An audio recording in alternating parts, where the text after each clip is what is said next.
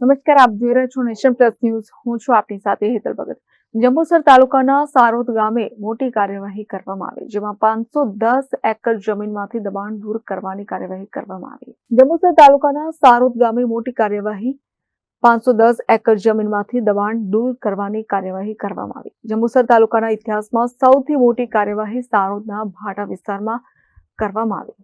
કપાસ, મગ અને નેપલા જેવા પાક કરી સરકારી ગૌચરમાંથી ખેતી કરવામાં આવી હતી. તાલુકા વિકાસ અધિકારી દ્વારા 27 જેટલા લોકોને નોટિસ આપવામાં આવી હતી, જેમાં 110, 939, 940 સર્વે નંબરમાં ખેતી કરવામાં આવતી હતી. તાલુકા વિકાસ અધિકારી હાર્દિક રાઠોડ સહિત સારોદ ગામના સરપંચ ઈસાલ પટેલ સહિત તાલુકાના અધિકારીઓ હાજર રહ્યા હતા. તાલુકા વિકાસ અધિકારીએ સમગ્ર જંબુસર તાલુકામાં આવા ગૌચરના દબાણો દૂર કરવાની અપીલ કરી હતી. આવનારા દિવસોમાં આવા તમામ ગામોમાં તપાસ કરીને સરકારી ગૌચર ખુલ્લા કરવામાં આવશે તેવું જણાવ્યું હતું. આજરોજ સારોદ મુકામે કુલ 544 એકરની ગૌચર જમીન આવેલી છે. એમાં કુલ 510 એકરમાં ગૌચર જમીનમાં દબાણ કે જણાવેલ છે અને એ જે ફરિયાદ આવેલી છે એના આધારે કુલ 27 લોકોને આપણે નોટિસ આપવામાં આવેલી છે અને નોટિસના આધારે એમને નિયત સમયમાં ગૌચરનું જે દબાણ છે દૂર કરવાની એમને સૂચના આપવામાં આવેલી હતી. આજથી એમની દબાણ દૂર કરવાની કામગીરી ચાલુ છે અને આ સાથે હું જંબુસર તાલુકાની તમામ આપણા ગ્રામજનોને એક વિનંતી બી કરું છું કે તમારા ધ્યાનમાં બી આપણે કોઈ બી ગ્રામ પંચાયતની ગૌચર જમીનમાં દબાણ જો જણાય આવે તો એ તાત્કાલિક સ્વેચ્છાએ દૂર કરવા મારી નમ્ર વિનંતી છે. અને આ સાથે સરકારની જે દબાણ દૂર કરવાની જે હાલ કાર્યરીતિ છે એમાં તમામને સહયોગ આપવા મારી નમ્ર વિનંતી છે. સાહેબ, કેટલા એકર જમીનનું અહીંયા દબાણ દૂર કરવામાં આવ્યું? 510 એકરમાં કુલ દબાણ છે અને એ દબાણ દૂર કરવાની કામગીરી આજથી ચાલુ કરવામાં આવી છે.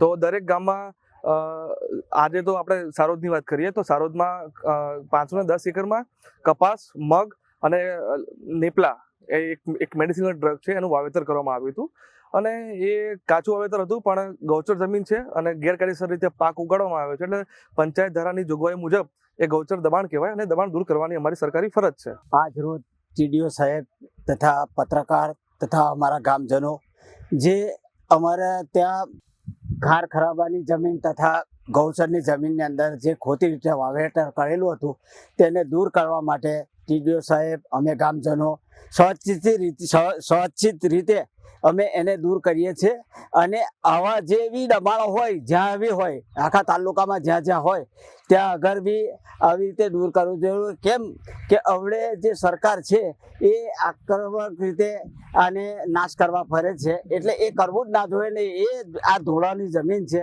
એમને કોઈને વાવેતર કરવું જોઈએ જ ના. અને અમારા લોકો જે એ કરતા હતા ખેતી કરતા હતા તેમણે સ્વેચ્છિત રીતે એમણે આ કામ કરી અને નાશ કરીએ છે અને આપ જોઈ શકો છો.